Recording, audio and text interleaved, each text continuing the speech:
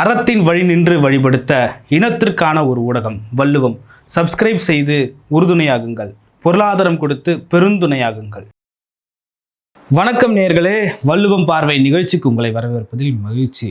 தாவேக ஆட்சி பொறுப்பேற்பதற்கு முன்பு திரு விஜய் அவர்கள் ஒவ்வொரு மேடையிலும் என்ன முழக்கமிட்டார் என்றால், பெண்கள் பாதுகாப்பு, குழந்தைகள் பாதுகாப்பில் நோ காம்ப்ரமைஸ் என்ற முழக்கத்தை அவர் ஒரு மேடையிலும் பேசி வந்ததை நம்ம எல்லாரும் பார்த்தோம்.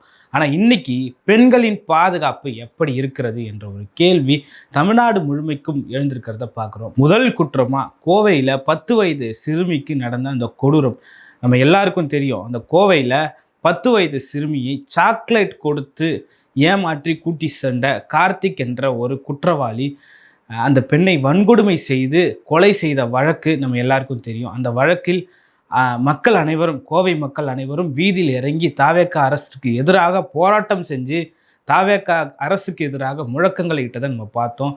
பிறகு அதை மடைமாற்றி அந்த போராட்டத்தை நீர்த்து போக வைத்தார்கள் தாவேகாவிற்கு ஆதரவான நபர்கள் அப்படின்னு சொல்றதையும் நம்ம பார்த்துருக்கோம். இந்த கோவை சம்பவத்தில் தொடங்கிய அந்த கதை தொடர்ந்து நாளுக்கு நாள் ஒரு நாளைக்கு 5லிருந்து 8 பெண்கள் அல்லது குழந்தைகள் பாலியல் வன்கொடுமைக்கு உள்ளாக்கப்படுகிறார்கள் தாவேக ஆட்சியிலும் என்பதுதான் இங்கே ஒரு பெரிய அதிர்ச்சியாக பார்க்கப்படுகிறது.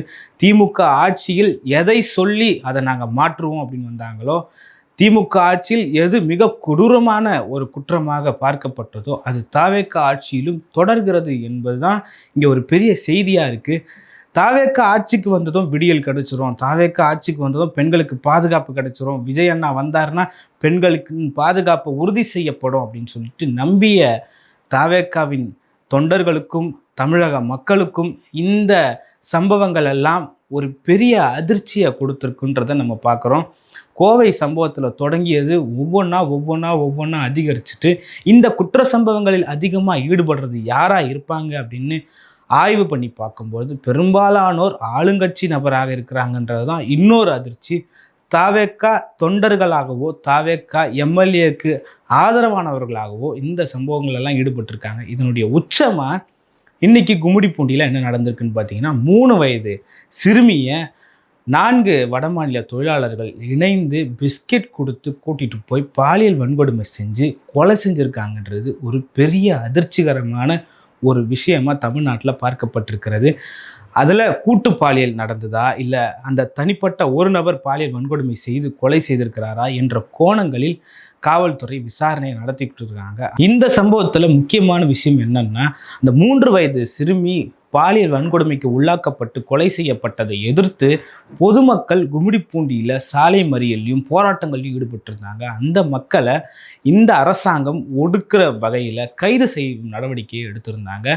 அதாவது பாதிக்கப்பட்ட மக்கள், பாதிக்கப்பட்ட குடும்பத்தையே கைது செய்யுமா தாவேக அரசு என்ற வகையிலும் மக்கள் பேசிக்கிட்டு இருக்கிறத நம்ம பார்க்குறோம். அந்த வகையில் தொடர்ந்து இத்தகைய சம்பவங்கள் பெண்களுக்கு எதிரான, குழந்தைகளுக்கு எதிரான, சிறுமிகளுக்கு எதிரான பாலியல் குற்றங்கள் நடந்துகிட்டு இருக்கிறத நம்ம பார்க்குறோம். இதுக்கு முன்னாடி 2 நாளைக்கு முன்னாடி ஸ்ரீவைகுண்டம் எம்எல்ஏ திரு சரவணன் அவர்கள், அவர் தொடர்புடைய 2 தாவேக நபர்கள் சேர்ந்து தாவேகாவினுடைய பெண் நிர்வாகி ஒருவருக்கே வேலை வாங்கி தருவதாக சொல்லி பாலியல் வன்கொடுமையில் ஈடுபட்டிருந்தாங்க. அந்த பெண் வெளிப்படையாக உடைச்சு பத்திரிகைகளில், சோசியல் மீடியாக்களில் தன்னுடைய ஆதங்கத்தை தெரிவித்ததை நம்ம பார்க்குறோம். பிறகு அந்த பெண்கிட்டையே அந்த சம்பந்தப்பட்ட எம்எல்ஏ சரவணன் அவர்கள் பேசி பேரம் பேசினதை நம்ம பார்க்குறோம். தாவேகாவினுடைய நிர்வாகியாக இருக்கக்கூடிய பெண்ணுக்கே பாதுகாப்பு இல்லையா என்ற ஒரு கேள்வியும் எழுந்திருக்கு. இதில் எம்எல்ஏவே தொடர்பு செய்யப்பட்டிருக்கிறாரா என்ற ஒரு கேள்வியும் இருக்குது. அந்த எம்எல்ஏ மீது நடவடிக்கை எடுக்க வேண்டும், அந்த எம்எல்ஏவை தகுதி நீக்கம் செய்ய வேண்டும் என்று எதிர்க்கட்சி தலைவர் திரு உதயநிதி அவர்கள் பேசியதும் நாம் பார்க்குறோம். இது குறித்து அமைச்சர் ராஜ்மோகன் அவரிடத்தில் கேள்வி எழுப்பிய போது, ஏன் 2 நாள் ஆச்சு, இன்னும் ஏன் அவர் மீது கேஸ் போடலை அப்படின்ற ஒரு கேள்வி எழுப்பிய போது, தகுந்த நடவடிக்கைகள் தகுந்த நேரத்தில் எடுக்கப்படும் என்று பதில் சொல்லி நழுவுன்றதை நம்ம பார்க்குறோம். அத்தகைய பதில்களை அமைச்சர் பெருமக்கள் பேசிக்கிட்டு இருக்கிறத பார்க்குறோம். இதே மாதிரியான ஒரு பதில் தான் கோவை சிறுமி வழக்கிலும் இவர்கள் சொன்னதை பார்க்குறோம். அமைச்சர் கீர்த்தனா அவர்கள் சிரித்தது உங்கள் எல்லாருக்கும் ஞாபகம் இருக்கும். அதே போல் இன்னொரு பெண் அமைச்சர் அவர்கள் தகுந்த நடவடிக்கை எடுக்கப்படும் என்று சொல்லி நகர்ந்து போனதை பார்க்குறோம். அங்கே இருக்கக்கூடிய டிஎஸ்பியாக இருக்கக்கூடிய ரம்யா அவர்கள் போலீஸ் அவர்கள் ப்ரெஸ் மீட் கொடுக்கறதுக்கு முன்னாடி சிரிச்சதை நம்ம எல்லாரும் பார்த்துருக்கோம். இப்படி பொறுப்பற்ற முறையில் பதில் வருகிறதா என்ற ஒரு கேள்வியும் எழுந்திருக்கு. அதே போல சேலத்தை சார்ந்த மணிகண்டன் என்ற இன்னொரு தாவேகா பிரமுகர் வறுமையில் இருக்கிற பெண்களுக்கு கடன் கொடுப்பதாக கூறி அந்த பெண்களை பாலியல் ரீதியான தொழில்களுக்கு ஈடுபடுத்தியிருக்கிறார். ஈடுபடுத்தியது மட்டுமல்லாமல் அதை காணொலியாகவும் புகைப்படமாகவும் எடுத்து வைத்திருக்கிறார். 50க்கும் மேற்பட்ட பெண்கள் இந்த மணிகண்டன் என்ற தாவேகா நிர்வாகியால் பாதிக்கப்பட்டிருக்கிறார்கள் என்று தெரிய வந்திருக்கிறது. அந்த பெண்கள் எல்லாம் புகாரும் கொடுத்திருக்கிறார்கள். தாவேகா நிர்வாகி என்பது இதில் ஒரு பெரிய அதிர்ச்சி.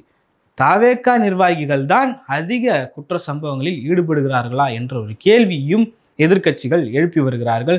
இதையெல்லாம் தடுப்பதற்காக சிங்கப்பெண் என்ற ஒரு அதிரடி படையை முதலமைச்சர் விஜய் அவர்கள் தன்னுடைய முதல் 3 கையெழுத்தில் ஒரு கையெழுத்தாக சிங்கப்பெண் அதிரடிப்படை பெண்களின் பாதுகாப்பிற்கும் சிறுமிகளின் பாதுகாப்பிற்கும் நாங்கள் கொண்டு வருகிறோம் என்று சொல்லி கொண்டு வந்த சிங்கப்பெண் படை தூங்குகிறதா என்ற ஒரு கேள்வியும் எழுப்பி கொண்டிருக்கிறார்கள் ஒவ்வொரு தலைவர்களும், ஒவ்வொரு மக்களும்.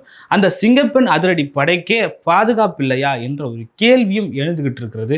சிங்கப்பெண் அதிரடிப்படை வந்த நாளில் இருந்து இன்றளவும் பாலியல் ரீதியான தொல்லைகளும், பாலியல் ரீதியான புகார்களும், பாலியல் ரீதியான குற்றங்களும் குறைந்தபாடில்லை என்பது நம்ம அனைவருக்கும் தெரியும்.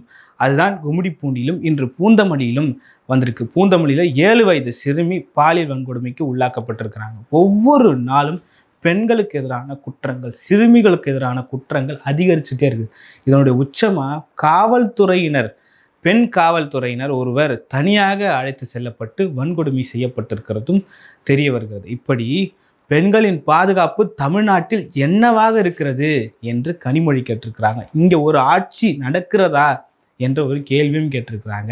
திமுக ஆட்சியில் என்ன நடந்ததோ அதே நிலை தாவேகா ஆட்சியிலும் தொடர்கிறதா என்ற ஒரு கேள்வியும் மக்கள் எல்லாரும் எழுப்பிக்கிட்டு இருக்காங்க. இப்போ என்ன சொல்ல வராங்க மக்கள், மக்களுடைய குரல் என்னவாக இருக்குது அப்படின்னு பார்த்தீங்கன்னா, விஜயை நம்பி தானே ஓட்டு போட்டோம், ஒரு மாற்றம் வரும்னு தானே ஓட்டு போட்டோம், விஜய் நோ காம்ப்ரமைஸ்ன்னு சொன்னாரேன்னு நம்பி தானே ஓட்டு போட்டோம், டிவியில் திரையில் எப்படி விஜய் வந்து பறந்து பறந்து நம்மளெல்லாம் காப்பாற்று வரோம், இப்படி இந்த விவகாரங்கள்லையும் விஜய் வந்து நம்மளை காப்பாற்றுவாருன்னு தானே ஓட்டு போட்டோம், இப்படி நம்ம வச்சு துரோகம் பண்ணுறீங்களே விஜய் அப்படின்னு சொல்லிட்டு மக்கள் எல்லாரும் கேள்வி எழுப்பிக்கிட்டு இருக்கிறத நம்ம பார்க்குறோம்.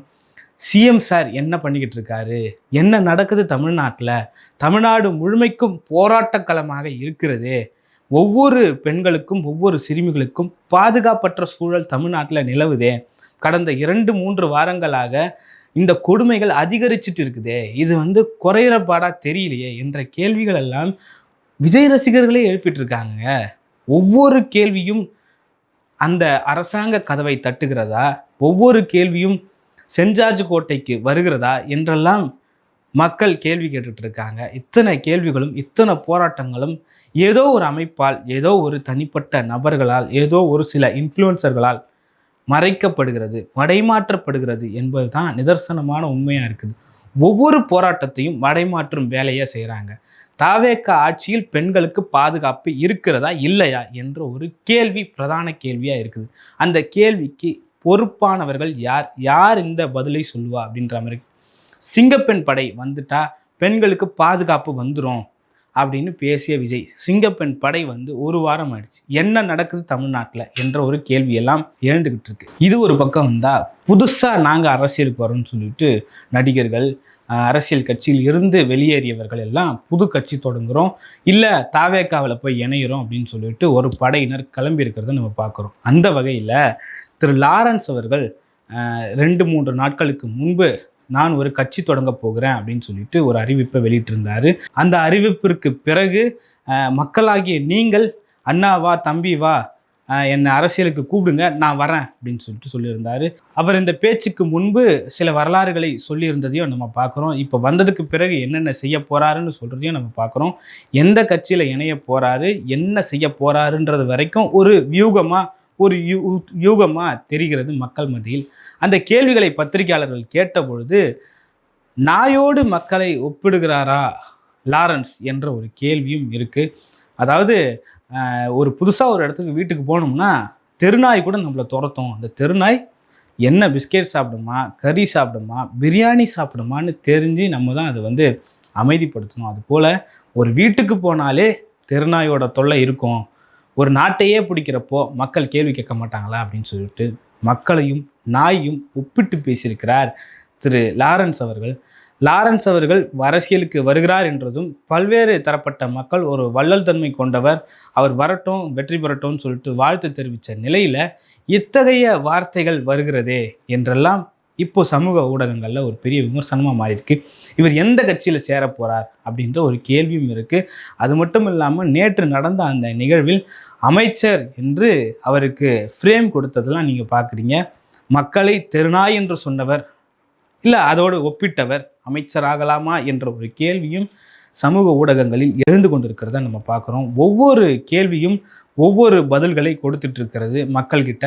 அதே போல் மாஸ்டர் மகேந்திரன் அவர்கள் 2-3 நாட்களுக்கு முன்பு சோசியல் மீடியாவில் பேசிக்கிட்டு இருக்கிறப்போ கரண்ட் வரலன்னா ஏன் கேள்வி கேட்குறீங்க என்று ஒரு கேள்வியை கேட்குறாரு. சோலார் சிஸ்டம் வச்சு 2 ஃபேனை வர வச்சிடலாம், கேள்வி கேட்டால் கரண்ட்டு வந்துருமா என்றெல்லாம் பேசிக்கிட்டு இருக்காரு. இதெல்லாமே சமூக ஊடகங்களில் ஒரு பெரிய பேசுபொருளையும் ஒரு பெரிய தாக்கத்தையும் ஏற்படுத்தியிருக்குது. சென்னை மட்டுமன்றி சென்னை சுற்றியுள்ள பல்வேறு மாவட்டங்களில் இந்த மின் தட்டுப்பாடு, மின் வெட்டு என்பது ஒரு பிரதான பிரச்சனையாக இருக்குது. செந்தில் பாலாஜி அவர்கள் கூட ஒரு பெரிய கேள்வியை எழுப்பியிருந்தார். இரவில் போராட்டங்கள் இல்லாத, சாலை மறியல் இல்லாத இரவே இல்லை தமிழ்நாட்டில் அப்படின்னு. அப்படி பல்வேறு மாவட்டங்களில் பல்வேறு பகுதிகளில் மக்கள் ஒவ்வொரு நாளும் சாலை மறியலில் ஈடுபட்டு கொண்டிருக்கிறார்கள். காரணம், மின்வெட்டு ஒரு பிரதான பிரச்சனையாக தாவேக ஆட்சியில் இருக்கிறது, முதல் பிரச்சனையாகவும் அது இருக்கிறது. பிறகு சட்டம் ஒழுங்கு அதே போல இருக்கிறது. அந்த மின்வெட்டு பிரச்சனை குறித்தான கேள்விக்கு கேள்வி கேட்டால் கரண்ட் வந்துடுமா என்ற ஒரு தோரணையான ஒரு பதில் சமூக வலைதளங்களில் இயங்கக்கூடிய நெட்டிசன்கள் மத்தியில் ஒரு பெரிய விமர்சனத்தை ஏற்படுத்தியிருக்கிறது. தாவேக அரசிற்கு ஆதரவாக செயல்படுங்கள், ஆனால் இவ்வளவு ஆதரவாக செயல்படாதீர்கள் என்று பேசியிருந்தாங்க. சோலார் சிஸ்டம் என்னாச்சு, என் வீட்டிலேருந்து கரண்ட் எடுத்துக்கங்க அப்படின்னு சொல்லிட்டு ஒரு சொல்லாடல்கள் எல்லாம் ஒரு ஆதிக்க மனப்பான்மை சொல்லாடல்களாக இருந்தது. கேள்வி கேட்கவே கூடாதா என்ற ஒரு சொல்லாடல்கள் எல்லாம் இருந்தது. நேரம் கொடுங்க, 6 மாதம் காலம் கொடுங்க, ஒரு ஹனிமூன் பீரியட் கொடுங்க அப்படின்னு தாவேக்காவை சார்ந்தவர்கள், தாவேக்க அமைச்சரவையில் இருப்பவர்கள், தாவேக்க அரசை சார்ந்தவர்கள் எல்லாம் பேசிக்கிட்டு இருக்கிறது நம்ம பார்க்குறோம். இன்னும் எவ்வளவு நேரம் தேவைப்படுகிறது என்ற கேள்வியை மக்கள் எழுப்பி கொண்டிருக்கிறதை நம்ம பார்க்குறோம். 1 மாத ஆட்சி, 1 மாத கால ஆட்சி என்னென்ன நடந்தது என்று எல்லாருக்கும் தெரியும். குறிப்பாக பெண்களுக்கும் சிறுமிகளுக்கும் என்னென்ன நடக்கிறது என்பதும் தெரியும். ரீல்ஸ் போட்டு மக்களை ஏமாற்றுகிறதா தாவேக அரசு என்ற கேள்வியும் எழுப்பிக்கிட்டு இருக்காங்க. அதே போல் இன்னும் எத்தனை நாள் நேரம் தேவைப்படுகிறது, அத்தனை நாள் நேரத்திலும் எத்தனை உயிர்கள் இங்கே இழக்கப் போகிறோம் என்றெல்லாம் ஒவ்வொரு கேள்வியும் கேட்கப்பட்டிருக்கிறது. கடந்த திமுக ஆட்சியை விட இந்த ஆட்சியில் அதிகமான பாலியல் வன்கொடுமைகள் 1 மாதத்தில் நடந்திருக்கிறது என்று ஒவ்வொரு செய்தி நிறுவனங்களும் வெளியிட்டு கொண்டிருக்கிறது. இன்னும் எத்தனை உயிர்களை இழக்கப் போகிறது தமிழ்நாடு, அந்த பாலியல் குற்றங்களில் ஈடுபட்டிருந்த அந்த குற்றவாளிகளுக்கு என்ன தண்டனை கொடுத்திருக்கிறார்கள் இந்த அரசு என்ற கேள்வியெல்லாம் ஒவ்வொரு நாளும் எழுந்து கொண்டிருக்கிறதை நாம் பார்க்கிறோம். அண்ணா யூனிவர்சிட்டி போல ஸ்ரீவைகுண்டம் எம்எல்ஏ தொடர்பான அந்த நபர்கள் சம்பவம் இருந்தது. பொள்ளாச்சி போல சேலம் மணிகண்டன் தொடர்பான சம்பவங்கள் இருக்கிறது. ஒன்னோடு ஒன்று ஒத்து போகிறது. அந்த ஆட்சிக்கும் இந்த ஆட்சிக்கும் எந்த விதமான வேறுபாடும் இல்லையோ என்ற நிலை மக்களிடத்தில் எழுந்து கொண்டிருக்கிறது. இருந்தாலும் இன்னும் கொஞ்சம் நேரம் தாருங்கள், இன்னும் கொஞ்சம் ஆதரவு தந்திருக்கலாமே என்ற கேள்விகள் எல்லாம் தாவேக்காவும் முதல்வர் விஜய் அவர்களும் சொல்லி கொண்டிருக்கிறத நம்ம பார்க்குறோம். பெண்களின் பாதுகாப்புக்கு தாவேக அரசு என்ன செய்ய போகிறது, பெண்களின் பாதுகாப்பு எப்பொழுது சீராக போகிறது என்ற கேள்வியோடு தமிழக மக்கள் காத்திருக்கிறதை நாம் பார்க்கிறோம். நன்றி, வணக்கம்.